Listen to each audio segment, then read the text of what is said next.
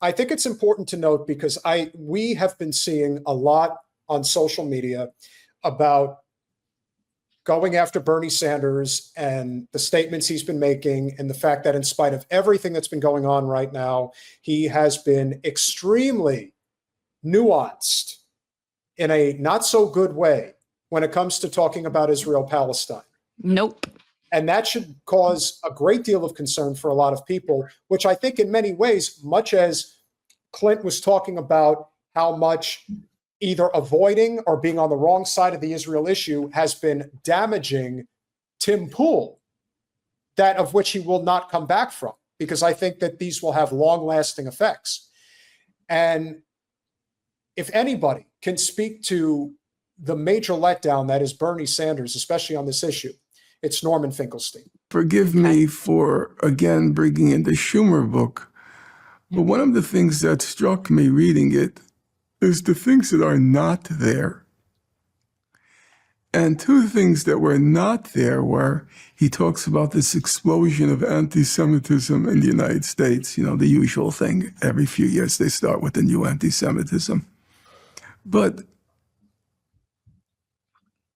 amidst this alleged explosion of anti-Semitism, there was a very good chance, were it not for the Democratic Party, that a septuagenarian Jew, J.E.W. from Brooklyn, would have been president of the United States. How do you explain that if you claim there's this explosion of anti-Semitism? Bernie Sanders was en route to winning the Democratic Party primary until South Carolina. Everybody thought, until South Carolina, that he was going to sweep Super Tuesday. Bernie Sanders won every single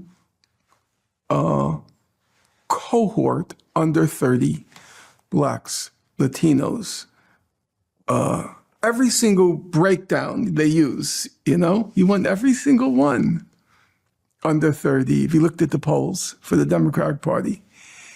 There was no doubt in my mind, I'm not saying I'm the last word in this subject, but I did follow things pretty closely. He would have gotten a slice of Trump's space, maybe 10%, maybe more. That's all he needed to win. And therein lies one of the, I think, unheralded parts of when Bernie ran for president the first time in 2016 and Wasserman Schultz was at the controls. What's one of the things that was of considerable note, particularly in the states of Indiana and Kentucky? It was decided that they were going to use the fact, this is the Democrats we're talking about. The Democrats were going to use the fact that Bernie Sanders was Jewish against him in the rural parts of Indiana and Kentucky. Because remember, Bernie Sanders, particularly in 2016, was very strong in Trump country. That's where so much of Bernie's support came from. Bernie was winning all of the counties except for the major cityscapes. In this case, places like Louisville or Indianapolis. But every other location, Bernie was cleaning up. And so what do you do in rural America with a very evangelical Christian bend? Run that anti-Semitism card as hard as you possibly can.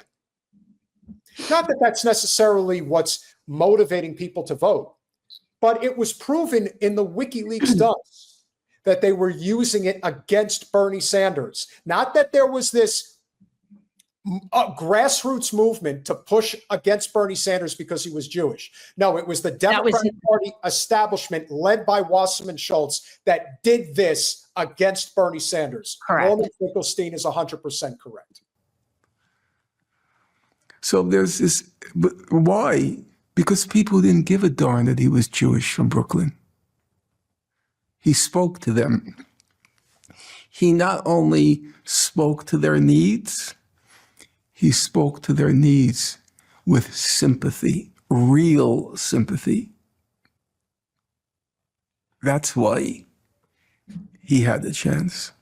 So there was a possibility I recognize there's a problem here. I say it every day. I look at the there's a problem here. I know that.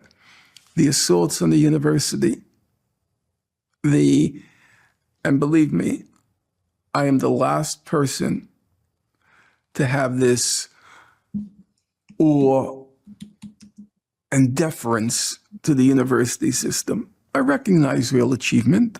I have no problem with that. I recognize I'm not first rank. I'm not second rank. I doubt I'm even third or fourth rank. I doubt it. And you know what? That's life.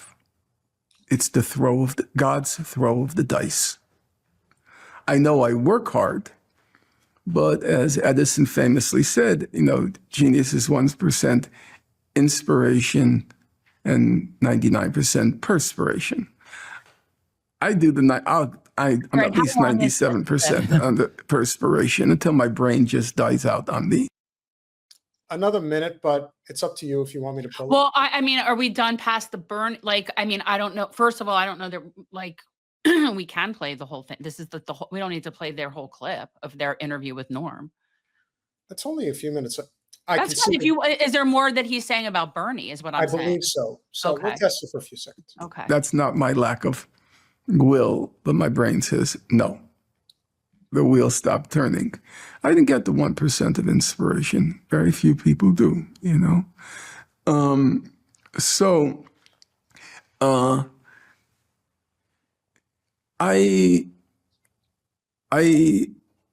do recognize there's a problem with what's going on at the universities now. The terror that's being wreaked on the foreign students.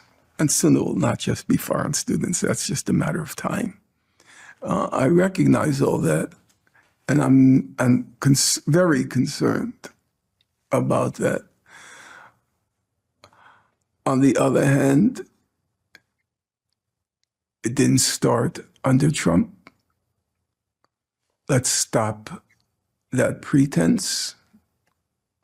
They don't even care, the ruling elites in the Democratic Party, about certain of the assaults. If it's going after people who don't like genocide, they don't care.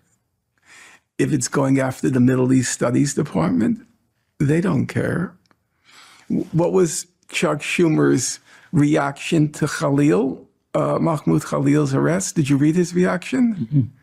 He tweeted,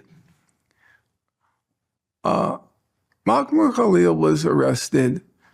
Trump should present the evidence. If there's no evidence, he should be freed. That's it. It's not about a wholesale assault on academia. It's not about students being terrorized. It's not about a reign of terror having settled on academia right now. It's just one person, he was arrested, the evidence should be presented, and if there's no evidence, the charges should be dropped. That's all he saw. That's all he saw. You know why that's all he saw? Because his donors are behind it. Yeah, that's always what it comes down to. And Chuck Schumer is all with the genocide.